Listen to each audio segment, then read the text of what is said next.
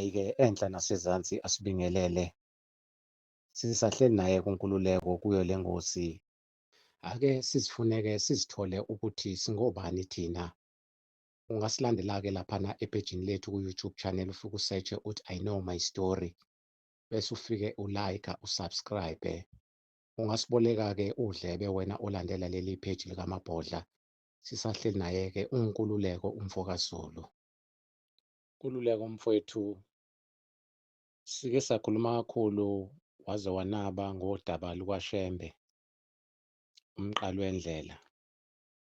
Kwase kuba khona abantu abaqhamukayo laphana kwi-comment section, bathi basacela ubabekele ngodaba likababa uLeganyana. Baba wathinta indaba enkulu, indaba kababa u-Ignas Leganyane webandla i-ZCC, okuyibandla elikhulu ngendlela eyisimanga kakhulu, litholakala lapha ko-Limpopo, eMoriya. Baba, masikhuluma ngobaba u-Ignas Leganyane oyi-founder ye-ZCC.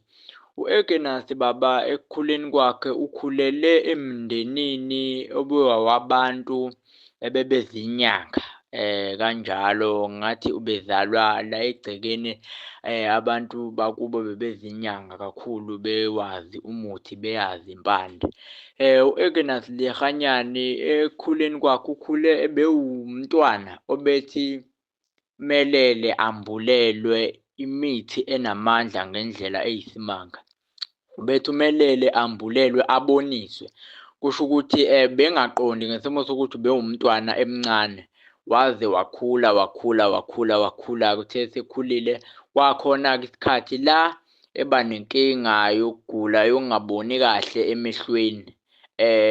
Nanokuthi futhi ubengaqondi ukuthi lezi zibonakalise nalemithi abeboniswa yona, nanokuthi uzohamba ayoyifunaphi kanjani. Yamkhathaza lento-ke, waze wahamba-ke wagcina esekhonza emabandleni ayekhona ngaleso sikhathi. Ubaba u-Ignas engena mefikile ebandleni, kucaca ukuthi kuzoba khona ukungaboni ngasolinye nomphathi othile, aze agcine exoshwa. Waphinde wahamba waze egcine exoshwa, wagcina esexoshwa emabandleni abengena kuwo. Naye efika ezowumuntu ozokhonza, egcine esevukelwa abantu khona lapho, waze wagcina wahamba. Kwasho ukuthi-ke nakhu-ke nokugula kwamehlo kuya ngokuya kuyamqinisa-ke ubaba u-Ignas. Waze wahamba-ke wayoyithola eselaphana-ke koLesotho, wahamba iLesotho. Okuyilapho khona ngesimo sokuthi bewumuntu obeboniswa kakhulu impande ubaba u-Ignas Leganyane. Waze wagcina esetholana noRhotso Sethunza. Kuningi-ke abakukhulumayo abantu, kepha ngesimo sokungabi nalo ulwazi nokungaqondi. Ngoba wathi u-Ignas uma ekhuluma noRhotso Sethunza lento ukuthi yazi ngumuntu onenkinga kanje. Ngoba ubewumuntu obeboniswa imithi, kodwa kuphela kube ukuthi engabi nalo ulwazi lokuthi uzoyithathaphi kanjani, uzoyifuna kanjani. Waze wagcina esesizwa uRhotso Sethunza ukuthi hhayi, le mithi ey'kanje, lezi iy'mpande kanjena uyithola kanje.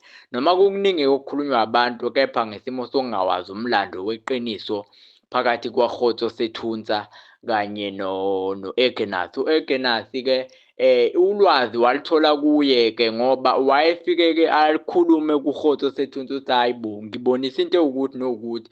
uRhotso wayeba ney'ndlela ey'lula zokuthi kugcine kutholakale leyo mpande leyo eyayisuke iboniswe yena ku-Ignas Leganyane.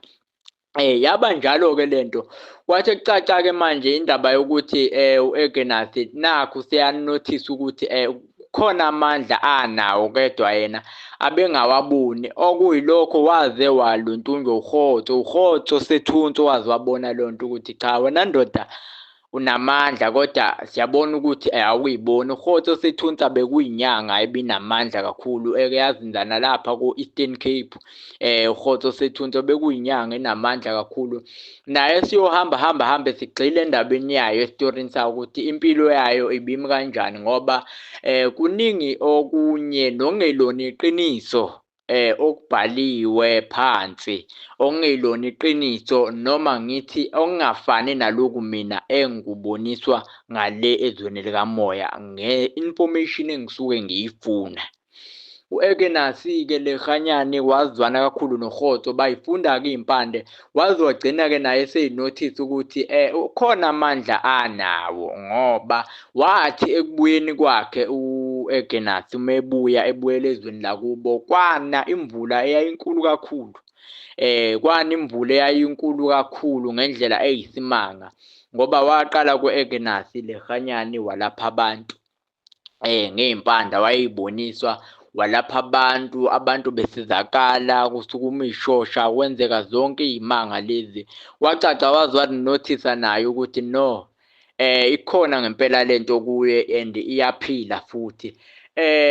Wayebalapha-ke abantu-ke waze wagcina esevula nebandla-ke kwi-ZCC. Kodwa nje esingakusho nje ukuthi uma sikhuluma ngobaba u-Ekenasi Lekganyane sikhuluma ngendoda eyayinamandla kakhulu, eyayiboniswa futhi iy'mpande ey'namandla zokusiza isizwe ngalesa sikhathi ngoba akugcinanga lapho. Even ngisho kwaze kwafika ngisho abamhlophe kuye u-Ekenasi Lekganyane bezofuna amandla ukuthi ikwazi ukuthi ipolitiki ibe namandla esizweni ngaleso sikhathi ngoba kwagcina futhi u-Ekenasi esithinta kwanaye umngani wakhe uRhotso Sethunzwa ngoba babengabangani kakhulu bekhonzene futhi kakhulu. Uma sikhuluma ngo-Ekenasi Lekganyane noRhotso Sethunzwa labo bantu bobabili bona abantu ababamba iqhaza elikhulu ekutheni ipolitiki ibe namandla ngalolu hlobo njengoba inamandla kanje ekakhulukazi e-ANC ngoba mawuzonothisa ukugqoka kwebandla le-ZCC ne-ANC noma imbala yakhona iyayifana encamashi. Ingakho i-ZCC inobudlelwane obukhulu ney'khulu ey'thile zepolitiki ngesimo sokuthi ipolitiki amandla amaningi yawathola kuRhotso ekutheni ibambe iqhaza ekubeni ukuthi ibe namandla epolitiki phezu komhlaba. Amandla bawathola kuRhotso nakuyindoda eku-Ekenasi Lekganyane. Babanjalo-ke ubudlelwane bakheka kanjalo-ke ubudlelwane bey'khulu ey'thile zepolitiki nalela bandla njengoba sibona kungamathe nolimi.